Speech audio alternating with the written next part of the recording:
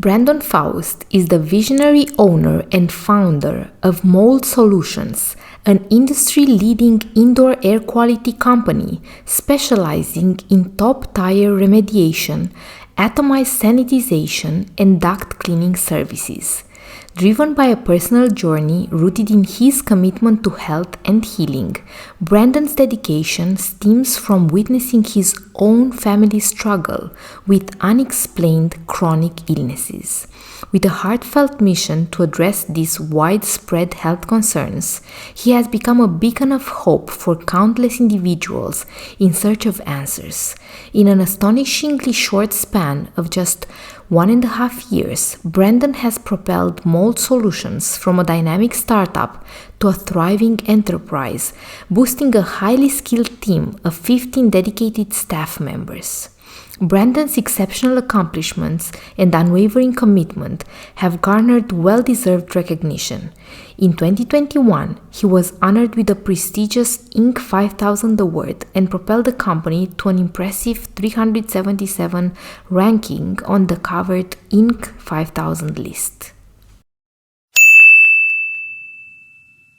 Okay, hello everybody. I'm so happy to introduce here with me on the Healer Hub podcast today, Brandon Faust, who is the indoor air quality expert. Hi, Brandon. How are you? Hello, thanks for having me. I'm excited about today's podcast. Yes, it's a very different subject than what I usually have on the podcast, but I'm so curious to hear all about who you are and your background story. How did you get to create the services that you created in the industry that you are now in? Absolutely. I can definitely dive into that. But, truthfully, I saw your podcast is really about healing. And there's so many aspects of the healing journey, and air quality is one of them. So although I might be a little bit of a different guest than usual, I think it pairs very nicely with, what your audience may be looking for in regards to that healing journey and making sure that they can recover. Because if you have a toxic environment, whether it's personally or whether it's your home, that can absolutely impact that pathway, that journey. Yeah, 100%. Thank you for speaking to that. And what is interesting is that, you are going to help us dive into that subject. Mold is something that probably exists in a lot of houses, and we are just not aware of it because it doesn't smell or look the way that we would necessarily think or associate the looks and the smell of it. So I'm really curious to know, how is it that so many of us may be already exposed to things that are taking from our well-being and health in an invisible way. And that's correct as well. Like when you think about mold, most people are thinking, well, it's got to be some furry stuff on the wall, or it's this black stuff that maybe you see like in the movies, or it's all over, and there's that nightmare scenario. But most people are not thinking with that it could be hidden, and it might be in places that they normally would not look. And you might not smell it as well. Like I was in a home today where the lady had been experiencing certain non-optimum physical sensations. She had, like an acne that was occurring, rashes, fatigue, and other problems with the body that she thought might be related to mold, but she couldn't find it in her home. There's some spots that she had told me about that she cleaned up, and there's some spots in her shower that she had cleaned up. And immediately when I'm hearing about these sort of locations where it might be, I'm thinking, okay, well, that's not from that spot. That's just where it's manifesting late on the chain, if you will. The actual place that it's coming from, which we then verified, we looked in the boots of her duct for her central heating and air conditioning system, and it was covered in all these black dots and this colonization that was clearly microbial. And then we went to the actual furnace or the air handler itself, opened that up, and it was covered in growth. So she's got her HVAC system is basically infested, and then it's distributing it throughout the rest of the house. And the places that she was seeing this black little colonization was kind of the last spot that it was manifesting rather than the actual source of the problems. So I'm certain that when we clean the ducts and remediate the HVAC system, really thoroughly clean that out, and then do a whole home sanitization, she's going to experience tremendous change in her air quality and therefore her quality of life. So as you are talking about this, I live in a humid climate some part of the year, and a lot of people have an air humidifier or like air purifier. Is that enough? Is that helpful? Well, I'm glad that you brought that up because this is a gift for you and also a gift for your listeners. I just finished writing a book called Mold Free Living: How to Prevent Mold in a Humid Climate. And you can find that at moldebook.com and you can download it. But the dehumidifier for the humid climate is going to help for sure. It's going to help to pull water out of the air. There's other actions that you can take. There's basically 15 tips that are expounded upon in this book that go over all the key things that you can do to make your home as mold proof as possible. And a lot of it has to do with making sure that water is not getting into your home. That's a major aspect of it, whether it's liquid water. And then in most cases, you're not dealing with liquid as a solid like ice in a humid climate, but definitely you're dealing with vapor or humidity penetrating the home and getting into, the system, the overall building envelope, and of course the HVAC system, where the more moist the air, the more prone it is to microbial growth. So that little book there, I think, will be a big help for you and for your listeners. But the answer is yes, a dehumidifier will help. Will it prevent it? Not necessarily, unless you keep your humidity below 60% in terms of relative humidity, because there are certain molds that will grow with just humidity in the air alone. And there are other molds that will only grow if there's enough moisture in the material. Those are two different things. Like there's moisture content and then there's relative humidity. So in a humid climate, especially where I'm located in Tampa Bay, the humidity is like 70% year round.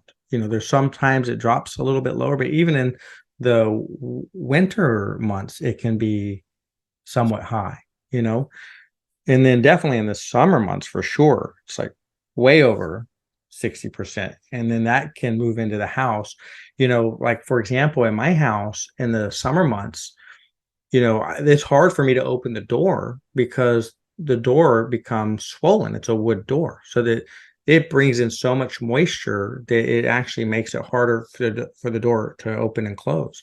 But I can tell when there's a big change in the environment because the door all of a sudden becomes so much easier to open and close, right?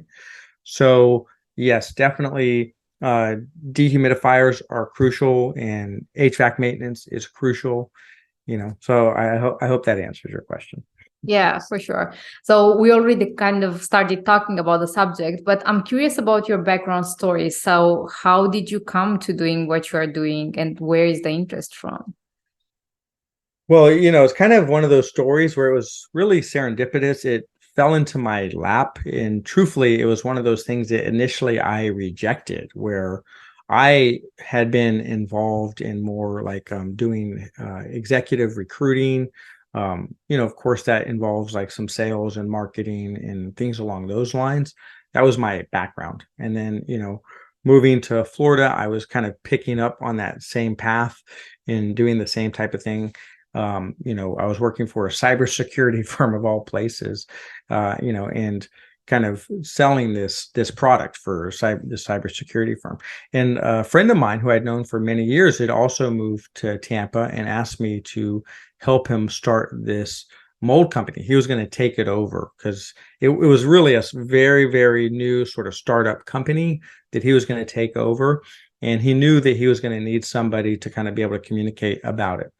And initially I told him I'm not interested in becoming a mold guy. And believe it or not, my wife around the same time even said we should do a mold test in our home. And I was like, I'm not going to spend the money on a mold test. We don't need to do that. There's no mold, because I didn't see it. It wasn't visual, So, fast forward about 6 months later, and there were some changes in my life that occurred. And then my friend said, look, there's equity involved if you actually come on board with this company. And I said, well, that's a little bit more intriguing because my wife was pregnant and, there was a baby on the way. And I figured that it was important to start investing in my future. And, sure enough, I started getting the training certification. It was interesting. It seemed like, okay, this is actually an important subject. This is good. I can help people with it. And then my son was born. And a month after he was born, he was waking up with almost like an asthma attack every morning. Right? It was like having a really hard time to breathe. So my wife was ready to take him to the emergency room after the third time. She was like, something's wrong. And I said, well, let me just check the house and see what's happening. So I started looking and checking behind furniture and doing some moisture readings and moisture mapping. And I found a leak that was actually behind this wall. And it was a pinhole leak. And whenever somebody was taking a shower, right, and my mom had just come to visit, so this was going on for probably about 3 weeks, the moisture was going down the wall and then wicking up the furniture. And when I turned this one shelving system, it was basically 2 feet of mold in every direction. And in that same room, the HVAC was located. There was a closet with the HVAC system. The air handler was located. So it was directly pulling this moldy, toxic air from that room and then distributing it throughout the rest of the house. So we fixed the leak, cleaned up the room, did a full like micro cleaning on the room, and then did a whole home sanitization of the house. And the next day he slept an hour longer and he had no trouble breathing at all. It was like a total change. So for me, that was really the moment where I was like, oh, wow, this is really important. I started thinking what I would have done had I not known about this and had we taken him to the emergency room, and like what would have the test that would have been done on my son, and they wouldn't have actually found the right root cause. They wouldn't have found the right why, which was environmental. They wouldn't have found the thing that actually caused the problem. So that changed my entire perspective, my entire universe in terms of how thorough I was on the inspections I was doing and when I was going into people's homes, and really trying, because they were calling me because they had a problem. So I knew that I had a responsibility at that point in time to help them find what was actually causing the problems that they were trying to solve. Yeah. So when I hear you, I mean, firstly, I have so much compassion because as a parent to see that your child is suffering and to not know exactly what is causing, it must have been really challenging for you and your wife. And I think that this is something that is relatable for so many people, because sometimes you have symptoms and you don't really know where they are coming from. And maybe you go to the doctor, but they can't find anything wrong. Per se, right? So what are the most, you mentioned that you had your client who had migraines and your son who had asthma-like symptoms. What are other symptoms that are associated with mold exposure? Well, that's, it's a very deep subject. And the reason being is because everybody's immune system is different. So the reactions can be different from person to person, right? Like the lady that I was helping today notices that she gets an outbreak whenever she's around mold. Some people get rashes. Some people get itchy eyes, sore throat, congestion. For me, my throat tightens up and then my feet start tingling. Like they start getting hot and they start tingling, So, each person might have a different reaction, but there is something that may occur. And that's the acute reaction. Those are like headaches, joint aches, respiratory issues, a chronic cough, things along those lines. But then there's also the long-term aspect of it, where some of it is actually neurodegenerative, because the the toxic gas that mold releases, it's called a mycotoxin. Myco is the Greek term for fungus. Okay. And it basically releases a poisonous substance to defend its territory. And it can be very harmful for, people and, other animals. Right. So it can be harmful to people and animals. And it's one of these things that you wouldn't even think is there, but mold has been around for a long time. Right. It's even like mentioned in the Bible as something that you want to handle like pretty immediately. So it's surviving just like any living organism. It has a, built-in mechanisms to help it survive. Mm-hmm. So part of it is when it gets attacked, it releases spores, which are little kind of baby, seeds so that mold can repopulate. And then the toxic gas. So that toxic gas has a natural affinity to the most fatty part of the body, which is the brain. So it can impact the neurological system. And you have these links, there's something that you can find online called a mycotox profile from a company called mosaicdx.com, I think is their website. And it will tell you what the different like long-term issues are that are connected to various mycotoxins. So it can be like kidney related, it can be carcinogenic. It's a fascinating subject. It also can be a little bit scary when you think about it, because this fungus kingdom can have a major impact. So, and anybody that doesn't think that fungus can have an impact on our physical well-being, I just referenced like you have mushrooms and the hallucinogenic effect of some mushrooms. Even the drug LSD, it comes from a fungus, right? So even alcohol, it comes from yeast, right? Yes. So it can absolutely have an impact on the body. Mm-hmm. 100%. And that as you were talking about it, I'm thinking I have some of these symptoms, and the people that I live with have some of these symptoms. So how can you know whether you have mold? Is there a test that you can do as an individual? And I imagine that maybe only professionals can actually find it within the house when there is no apparent. Well, I'll tell you, I've met some moms who are pretty incredible at finding it. That mother's intuition is something else. Okay.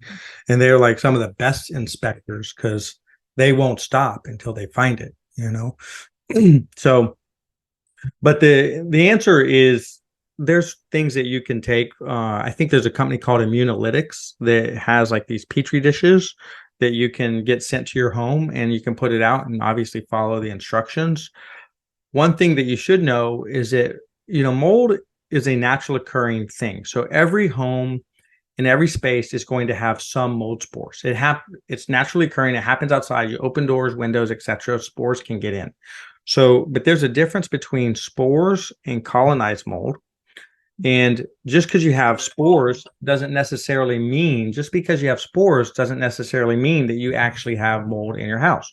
You can have mold that's getting in from the actual outside environment into your home that's now landing on those petri dishes. So there's a difference between what we would call normal fungal ecology and elevated levels. So when you do the petri dishes, you have to follow like how long you should have them out and put them out to capture these spores.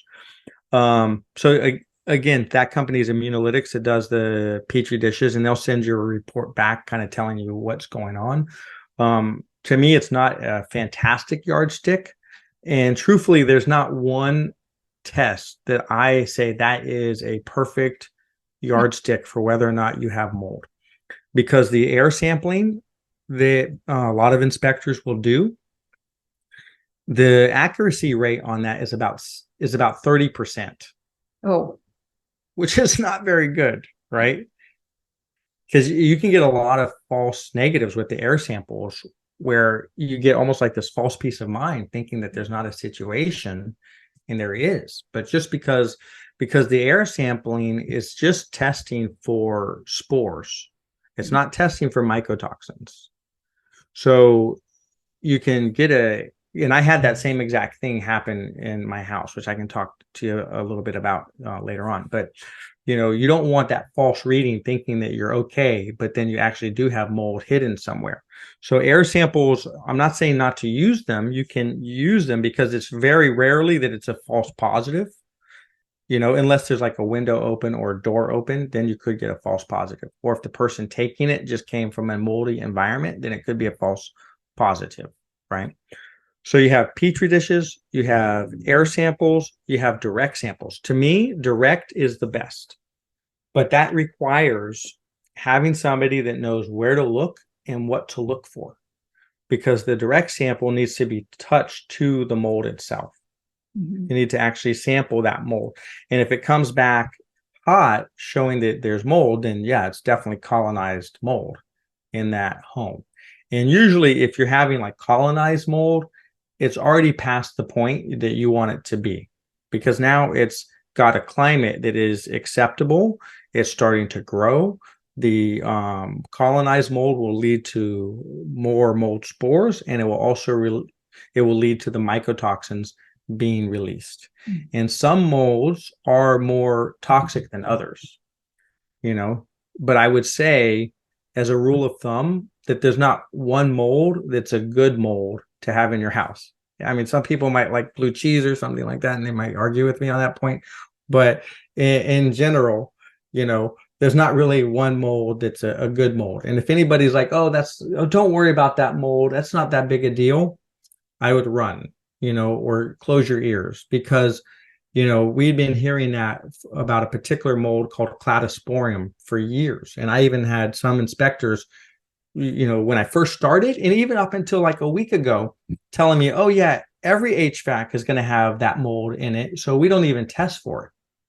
And I'm like, are you out of your mind? Like, if there's cladosporium, which releases a toxic substance that you may not know about that can make people sick, that's a problem. And the people living in the home and the remediator needs to know about it.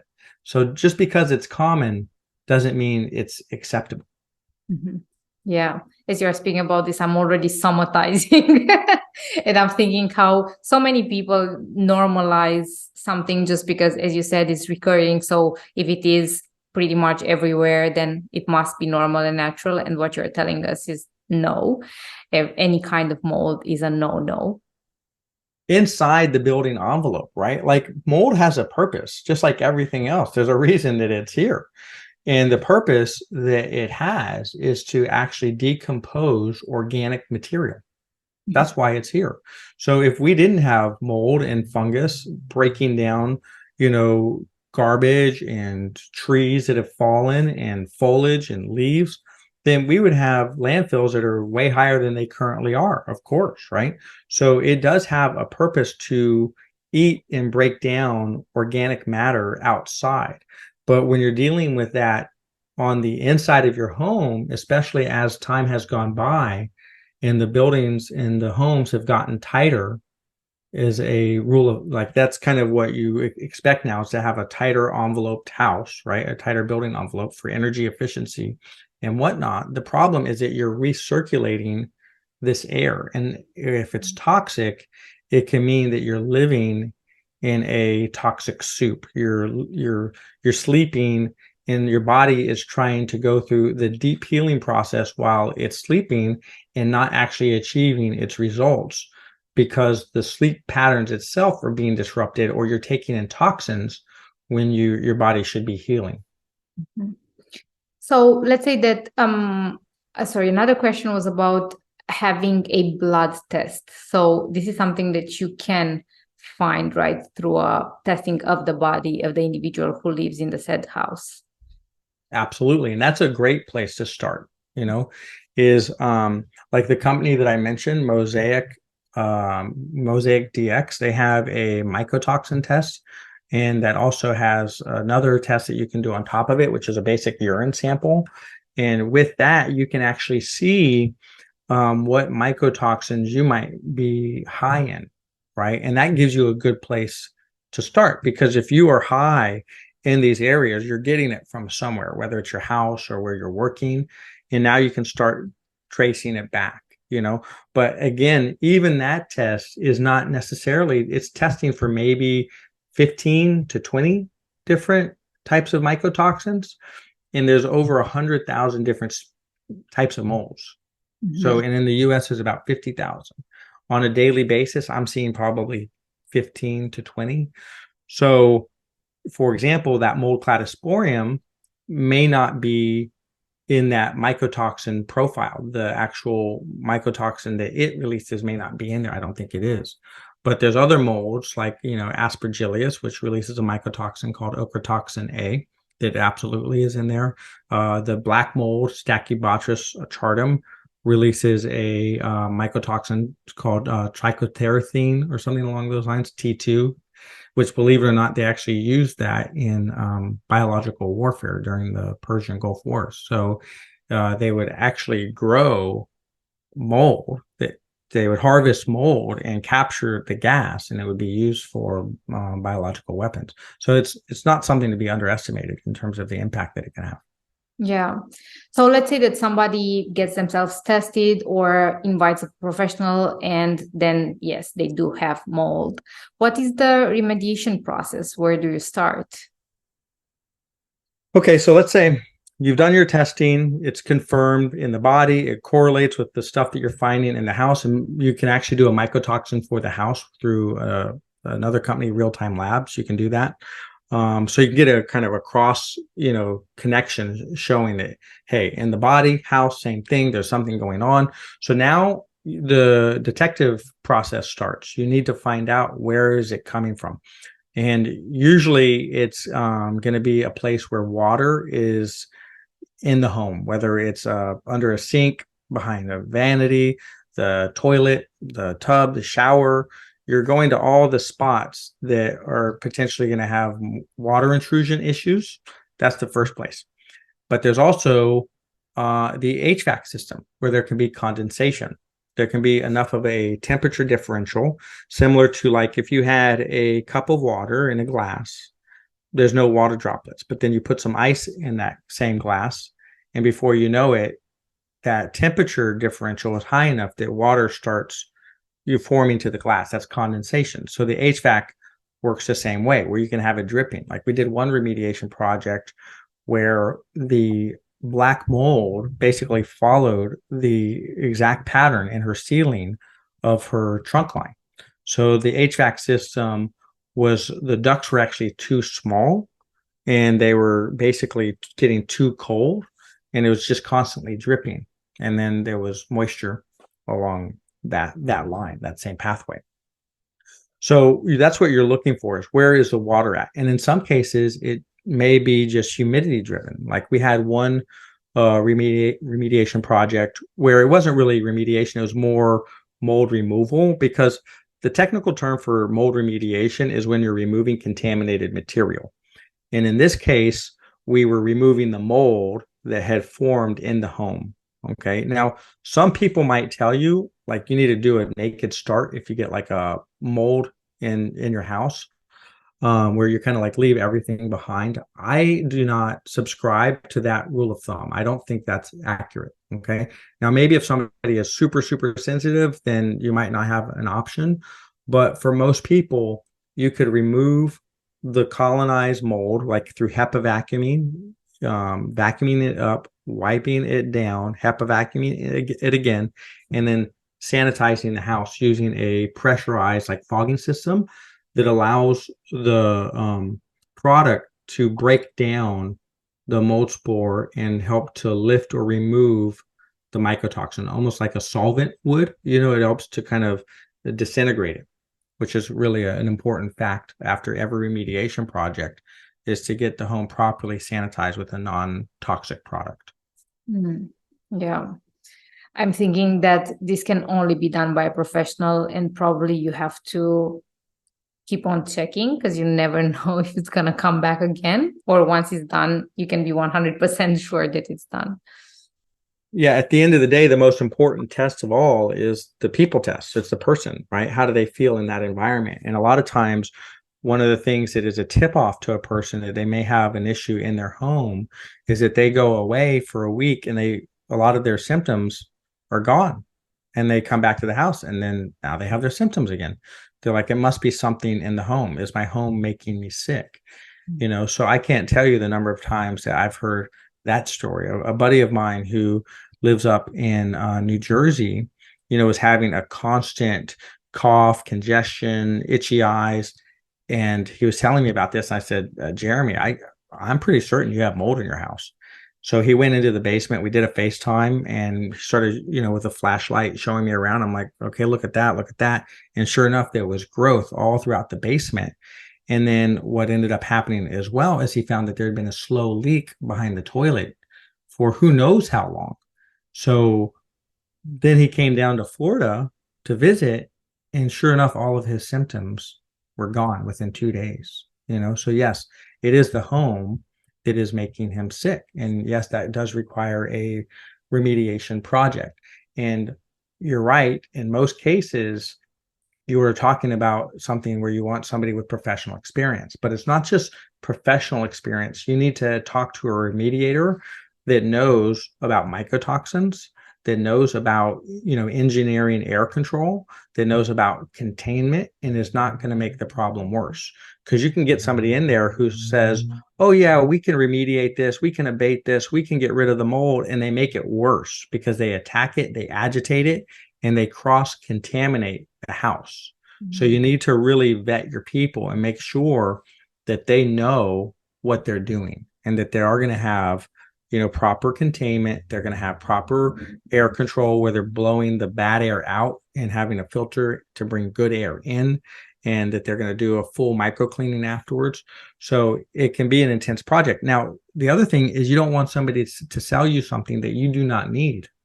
Like there's been sting operations where, remediators were called in and they're like showing this area where there's a little black spot, on the wall, and they give this ridiculous price of what it's going to cost to remediate it. And it turns out that it was just, women's mascara on the wall. So it wasn't mold at all. Right. So you also need to make sure that you have people that you can trust, that you have a good vibe about them. They have a moral compass. They're not trying to sell you something that you don't need, but they're also not trying to make it sound like there's not an issue when there is.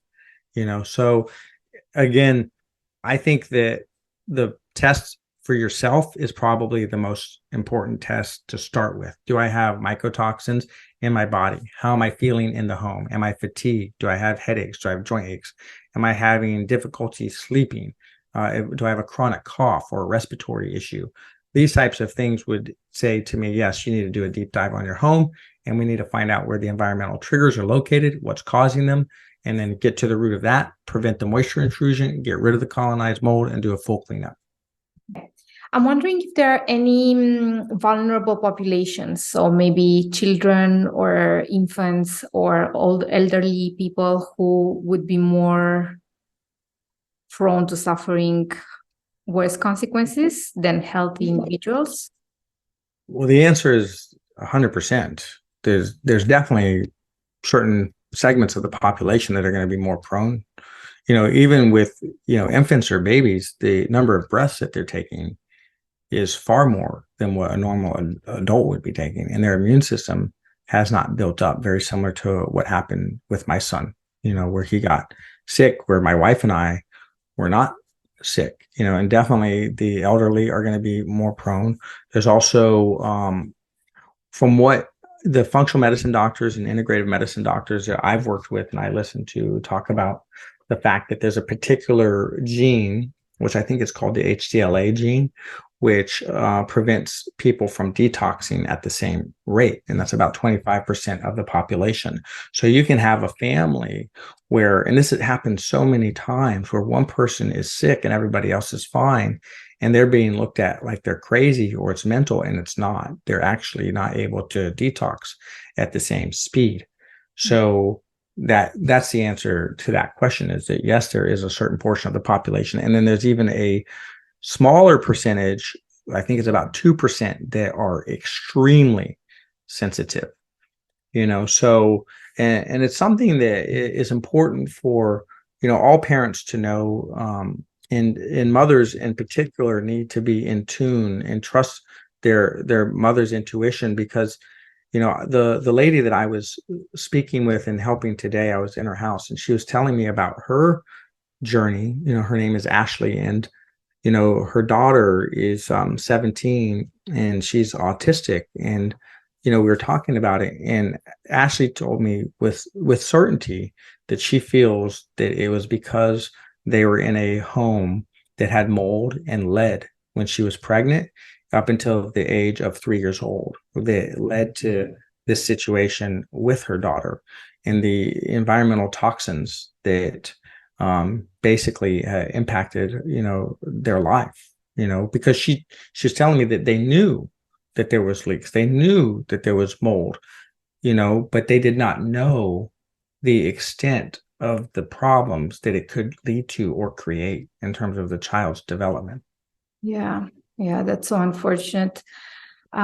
So thank you so much, Brandon. This was extremely insightful. I think that people who have a little bit hypochondria like me are okay. Tomorrow I'm ordering the tests, and I'm gonna include the link to your ebook in the notes so that people can access that and see all your suggestions, and also the links towards the tests that we can order to see whether we have any fungi Yeah. in our Yeah, blood. unfortunately, he's not a very fun guy. He's kind of like he's a party pooper, right? He's somebody that's going to cause a lot of trouble, right? But it is also important. I don't want to leave listeners with like the overwhelmed sort of look. As long as you keep your home clean and dry, you can really do a lot to prevent mold from occurring. This book that I wrote, that's a free download that has these 15 tips. It is truly it's important for people to understand that so that they can prevent it, because prevention is far better than what you have to do down the road. Far more economical as well, So and another thing that if your listeners are interested, we actually have something at our website at moldsolutions.com. That's our website. But there's moldsolutions.com / healthy home guide that helps for listeners to have the products that are greener and cleaner products to make sure that that home can be as safe and healthy as possible. And then, of course, if you need remediation, if you do need to have mold removal, they can follow us on Instagram. We're constantly dropping tips. It's a family-owned business, so you'll see a lot of my wife and I make sure that my kids are involved. I include my children, because it really is their company as well. I consider my son kind of like the co-founder of Mold Solutions, because I can tell you, if it wasn't for his experience, I wouldn't be doing this. If it wasn't for kind of what I saw with him, I wouldn't have stuck it out, because I wouldn't have understood the importance of it. Yeah. So there is a way to prevail and live despite there being mold in a lot of places. You can definitely have a mold-free home. Yeah, thank you for that. I love the fact that you wanted to leave it on a positive note, and for sharing all the places where you can find you online. Is there anything else that you would like to share apart from moldsolutions.com and your Instagram that is going to be in the notes of the podcast? That's really the best place for anybody to find us, mold.solutions on Instagram. And we love communicating, and interacting with people. And we're here to serve. We're in the service industry, and I think that a lot of people in the service industry don't realize that that's the whole point of what they're there to do. Right? Is they're there to serve and to help and to make a difference in people's lives. And when you have that and you can do that, it's really rewarding. It's fulfilling. I think for you, probably the same thing, knowing that you make a difference in people's lives, getting that feedback and those reviews. It's the fuel for the fire. It's the thing that keeps you going. So, we're here to help. And I just want you to know that, and anybody that's listening to know that, they can always reach out. 100%. Thank you so much. And I love your invitation of reminding ourselves that we are here to serve, which is one of my deepest values. And I think that a lot of the people who are listening to the podcast are equally driven by the willingness to create a better society and a better future for all the generations to come. So thank you so much, Brandon. Thanks for having me. I really enjoyed it. Yes. And thank you everybody for tuning in. Looking forward to seeing you for our next episode. The best way to support the Healer Hub podcast is to review on Apple Podcasts and Spotify and share it with your people. Thank you so much. Deeply grateful for your support.